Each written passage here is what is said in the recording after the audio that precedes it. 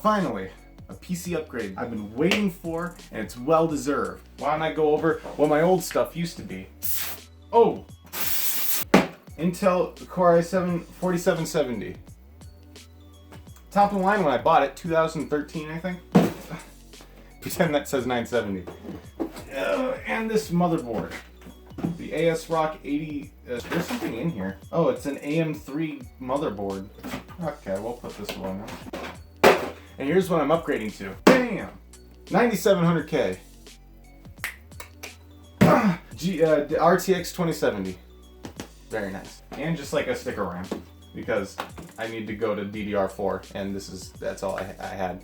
And also, this motherboard, which took 2 weeks to get here. What the fuck? So we're gonna take the time to put all this stuff together live on camera, just for you, and hopefully I don't screw it up. And also my defense. Whoops. Okay, let's break this thing open. So here's the thing. The RTX 2070 has been in my computer for a while. I did make a video about that, and about the unboxing at least.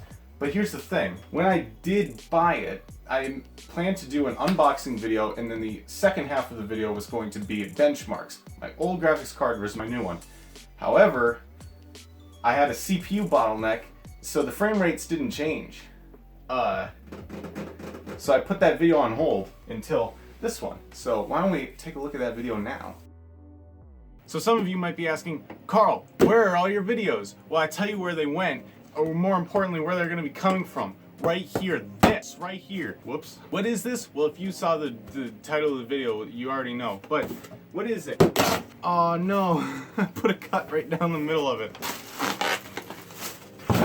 Bam! There it is. GTX, it's new graphics card is all it is. Oh, the scratch I put in is in the back. That's good. By the way, Amazon, this is all of the package material that you put in here. Look at how big this is. That's not gonna save anything. And 2 of them are popped already. It's like literally this. Come on. So here it is. Yeah, we got a new graphics card. There's a dent. Oh, I thought that was a dent. There's just a corner cut out of it for no reason. I noticed that I wasn't getting the performance I wanted out of my games while I was recording, or just even playing them to be at all. So I narrowed it down to my graphics card, and I thought I've been a good boy this year, good little boy, I think, and I got myself a new graphics card. Oh. Whoa, baby. SLI. This says SLI? No, it doesn't. This shit doesn't have SLI. You liar. Yeah, it totally doesn't have SLI.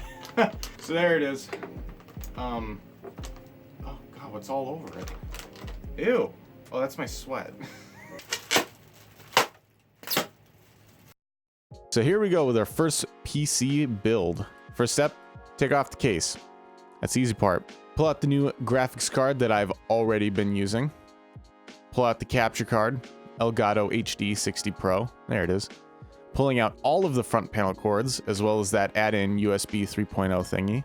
Yank out those SATA cords. I've got 8 of those, 6 hard drives, a hot swap deck, and my Blu-ray drive. I'm gonna unscrew the motherboard and pull that bad boy out by the edges, apparently.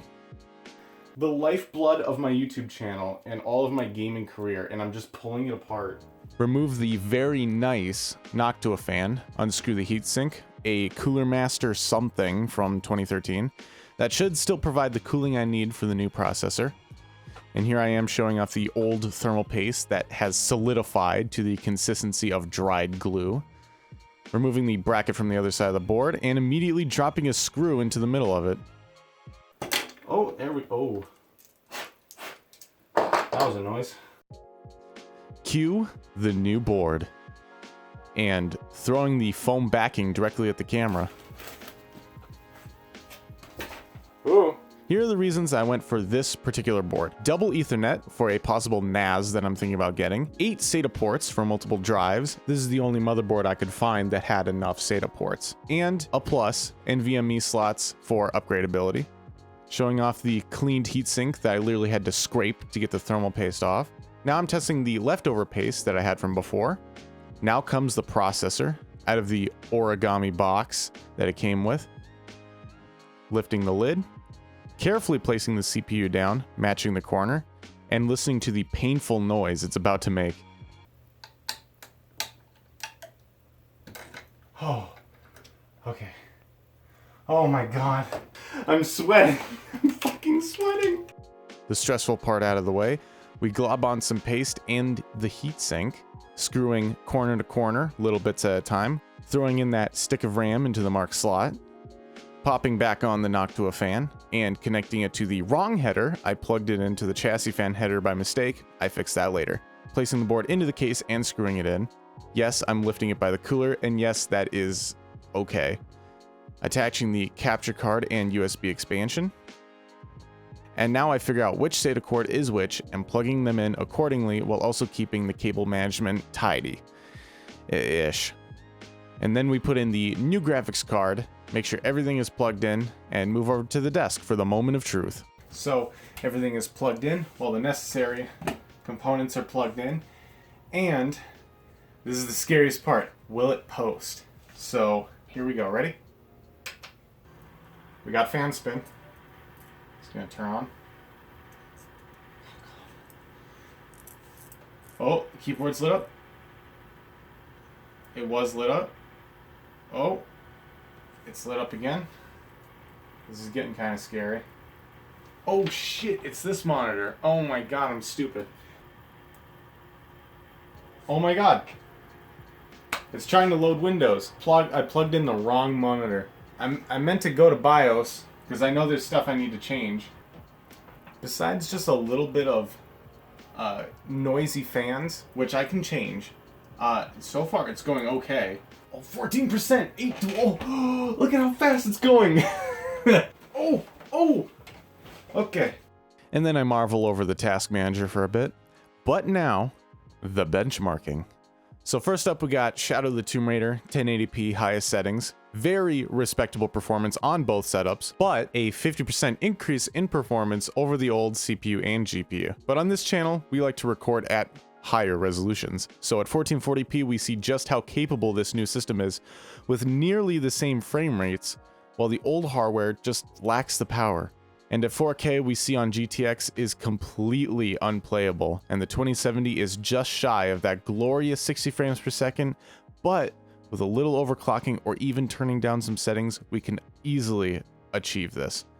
So let's hop into GTA 5 to see that we have doubled our performance at 1080p, at 1440p, and at 4K, the system isn't even breaking a sweat, with close to 90 frames per second in-game. Lastly, we try one of the only other benchmarking games I had, BioShock Infinite. 1080p shows amazing performance even on high refresh rate monitors, and at 1440p, we have plenty of legroom. This computer really is no slouch. But what I was really excited for was the boost in rendering performance. On the old system, a 5-minute clip, 4K 60 frames per second, render would take 25 minutes, while the new system did it in just shy of 17 minutes. This is significant. And not only does that mean faster renders, but timeline scrubbing is so much better. Editing 4K is actually bearable and makes editing a lot more enjoyable. So that's it, guys. I hope you enjoyed this video. Leave a like if you want, and consider subscribing if you want to see more videos like this. See you later. Bye-bye.